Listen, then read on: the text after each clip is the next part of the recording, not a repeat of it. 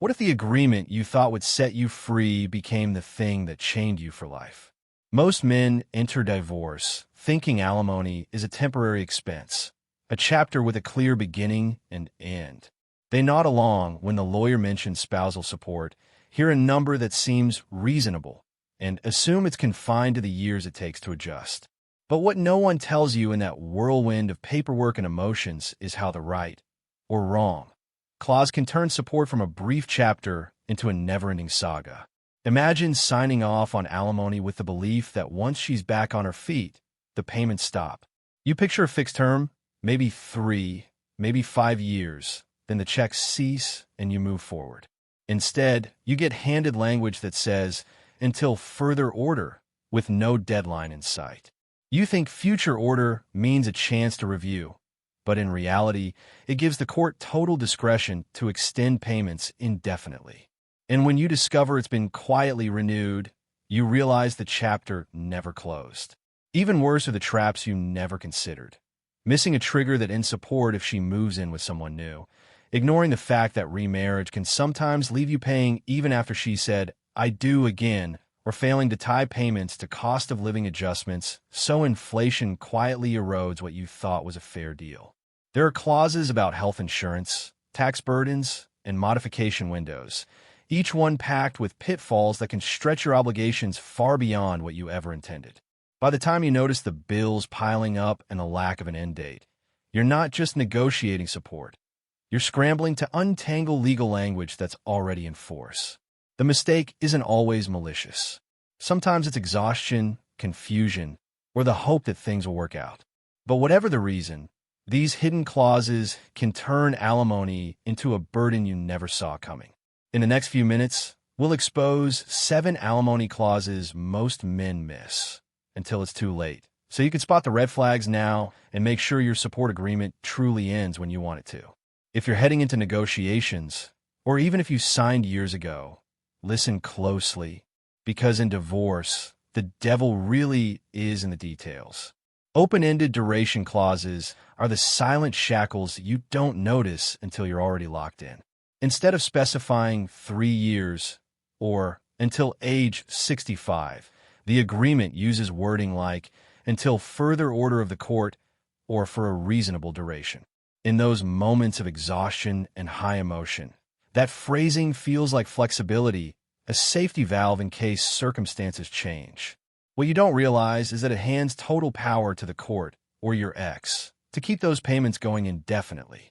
Imagine thinking you've negotiated a 5-year term, only to find your next hearing notice arriving 6 months after you expected freedom. The judge looks at the original language and sees nothing that automatically ends your obligation. Further order means exactly that. You must petition again and prove why payments should stop.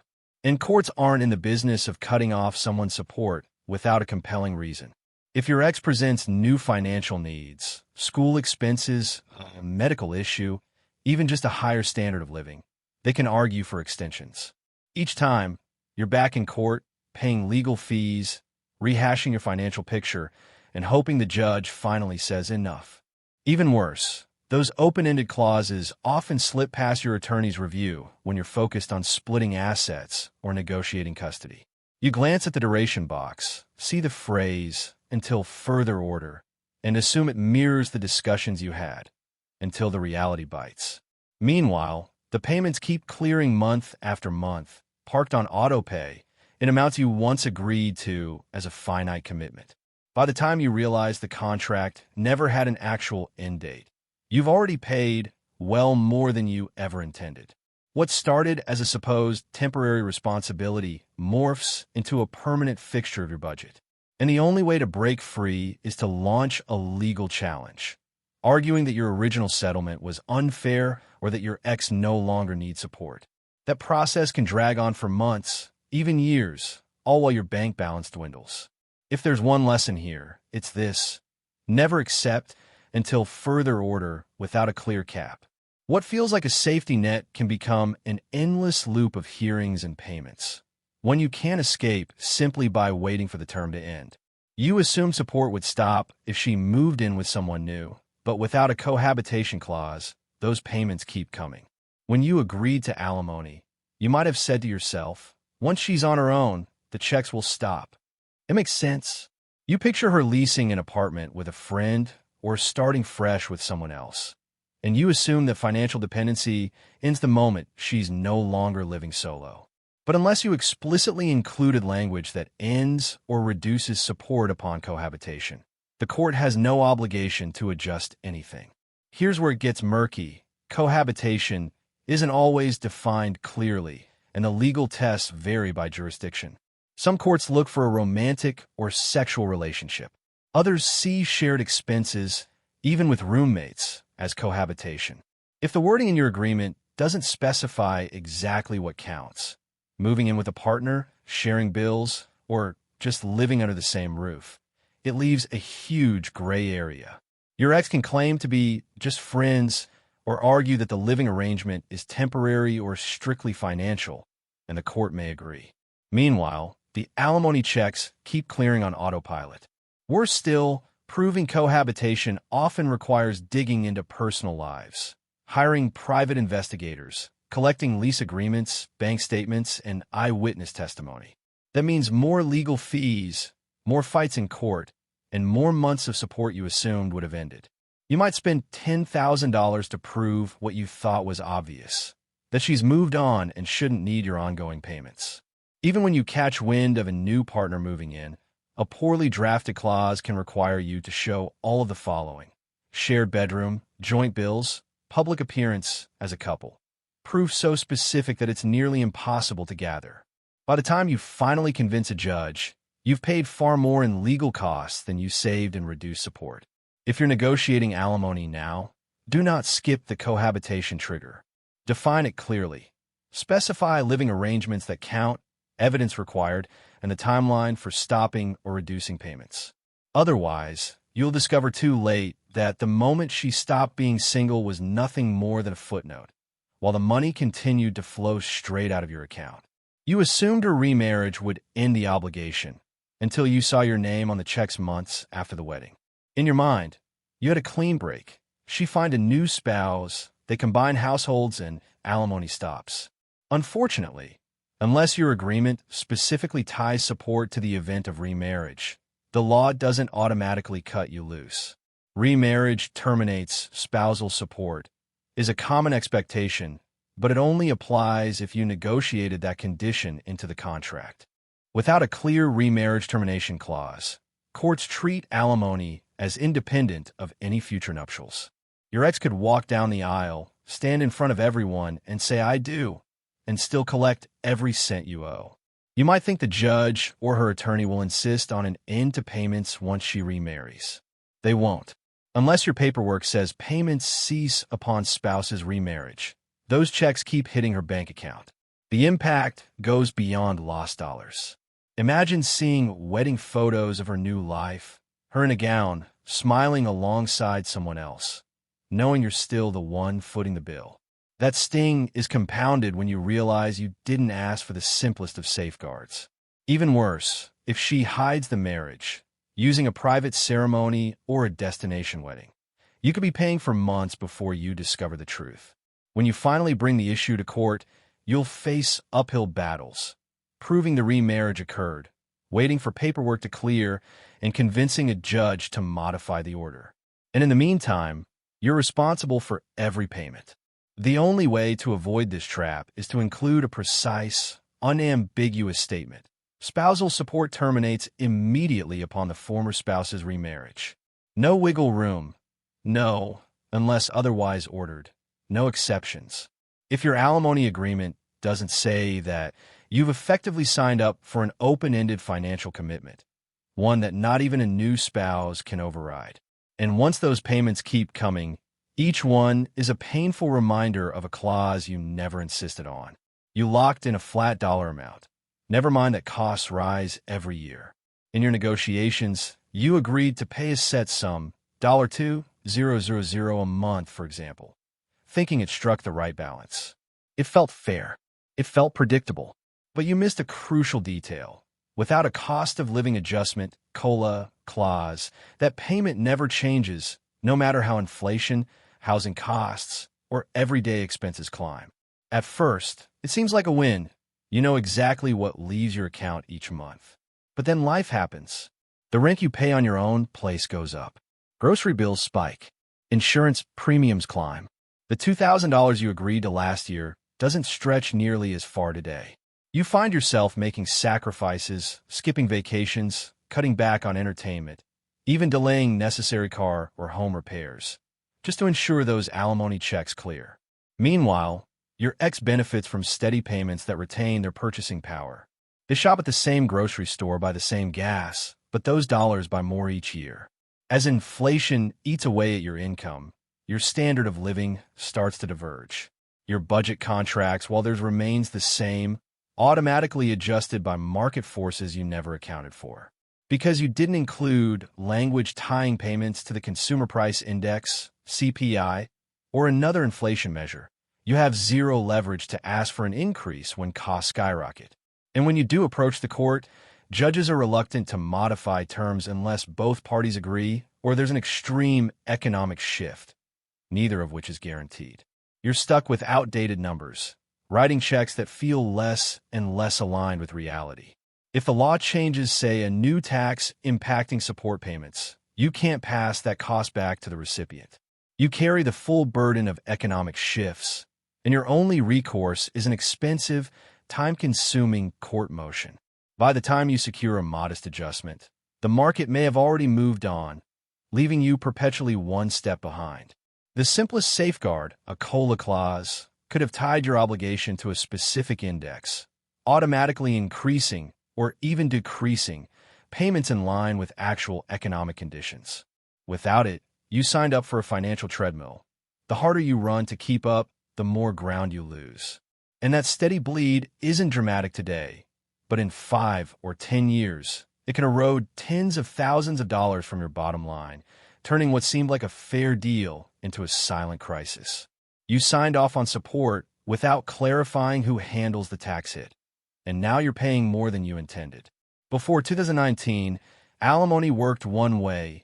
You deducted it, and your ex reported it as income. That meant you could lower your taxable income by every dollar you paid.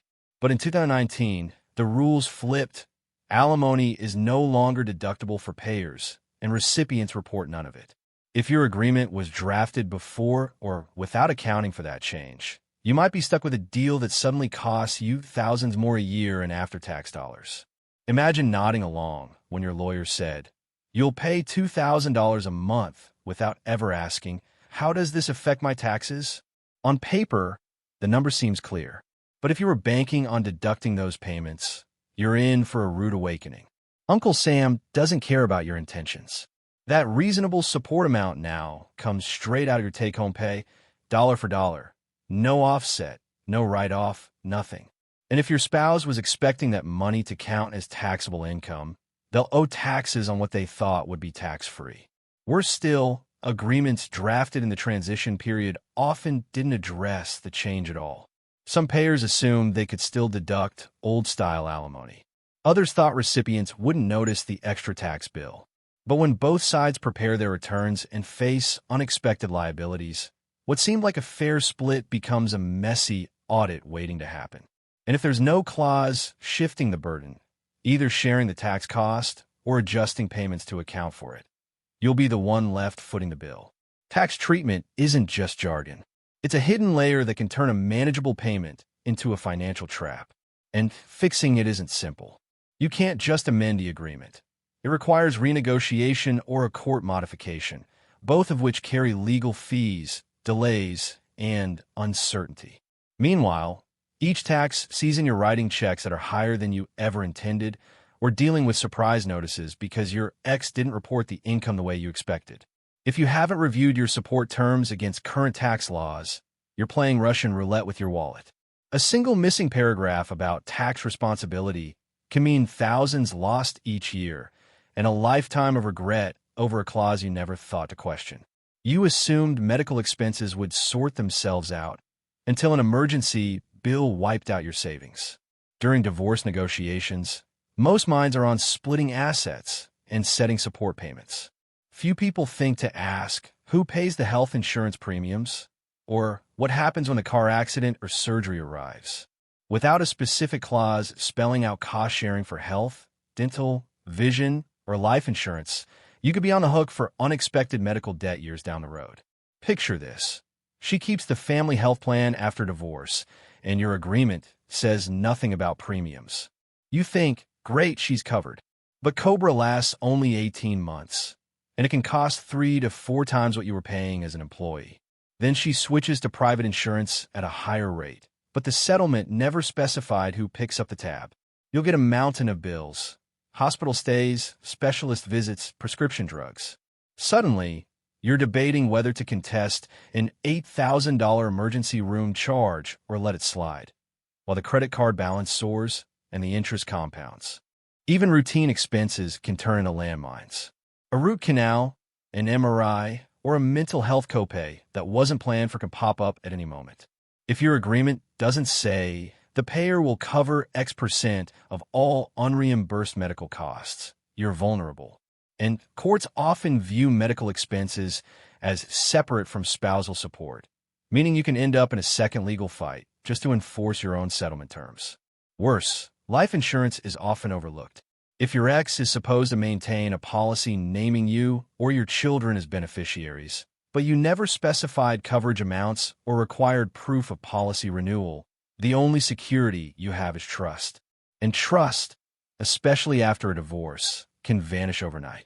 If the policy lapses, you're left exposed with no recourse and a false sense of security. These clauses aren't just paperwork. They're lifelines when unexpected costs hit. Without them, the moment you breathe easier after finalizing support is the moment you blink and medical debt or uninsured expenses slip in behind you. That safety net you thought you had can turn into quicksand, drowning you in bills you never signed up to pay. If you haven't explicitly addressed cost sharing for insurance and medical expenses, you're not just risking dollars. You're risking peace of mind. You thought support would adjust when life changed, but the modification window slammed shut on you. Most alimony agreements include a clause describing when and how you can ask the court to revisit the terms. Sounds fair, right? A chance every few years to reduce or end payments if your circumstances change. But here's the catch. Those windows are often narrow or even non-existent. You might see language like no modification for 5 years, or a requirement to petition only in the second quarter of each year. Miss that window, and you're locked into outdated terms until the next one rolls around, if there's one at all. Imagine landing a new job with a 20% pay cut, expecting to go back to court and adjust your support. You calculate living expenses, figure the judge will sympathize, and prepare your application, only to discover you filed 2 months early, or 2 months late. The court clerk shakes their head. You missed the deadline. Try again next cycle. If the modifier window only opens every 3 years, you've just tacked on hundreds of unnecessary payments before you get relief. And courts aren't generous with exceptions. Life happens isn't sufficient cause to bend a deadline. Even when the window is open, procedural hurdles can trip you up. Filing fees, required documentation, notarized affidavits, service of process, all within a strict time frame. One missing signature, one document filed incorrectly, and your petition can be tossed. Meanwhile, alimony keeps flowing courtesy of your oversight. Worse still, some agreements tie modification windows to specific life events, loss of employment, retirement, or the child reaching adulthood. But if those events occur between windows, you're stuck. Say your kids turn 18 in April, but modification only happens in July. You pay 3 extra months with no leverage. Or your ex lands a lucrative new job, argues they don't need support anymore. Yet you can't reduce payments until next year's slot. The system's rhythm ends up dictating your finances, not fairness. These narrow windows might have been buried deep in a document, glossed over in negotiations. You were negotiating dollar amounts and payment schedules, not calendar logistics. But those timing clauses can turn a reasonable agreement into a rigid trap. If you haven't spelled out broad, realistic modification periods and clearly defined qualifying events, you're essentially promising to pay whatever checks you've agreed to indefinitely. In divorce, timing isn't just everything, it's a weapon. And missing one tiny deadline can cost you thousands more than you ever intended. Divorce may feel like closing one door and walking through another. But if your alimony agreement is riddled with these hidden clauses, you've built invisible bars that keep you paying long after you thought you were free. Open-ended durations mean you're never sure when the chapter ends. No cohabitation or remarriage triggers leave you footing the bill even when she's moved on. Fixed payments without COLA lock you into a shrinking value. Tax oversights and vague medical expense riders can turn a manageable obligation into a financial emergency. And narrow modification windows trap you under outdated terms, unable to adapt when life inevitably changes. The worst part is that none of this feels sinister at signing. It feels like negotiating a fair deal, ending an uncomfortable chapter. But buried in those lines are the ways alimony can morph from a short-term responsibility into a lifelong burden. If you're about to finalize support terms, or even if your divorce is years behind you, take this as your wake-up call. Revisit your agreement. Look for until further order, scan for cohabitation language, demand clear cutoffs for remarriage, tie payments to inflation, spell out tax and medical responsibilities, and ensure you have realistic windows to ask for relief. Because freedom in divorce isn't just about ending a marriage. It's about reclaiming your future. And the only way to do that is to shine a light on the clauses that might be quietly stealing it from you.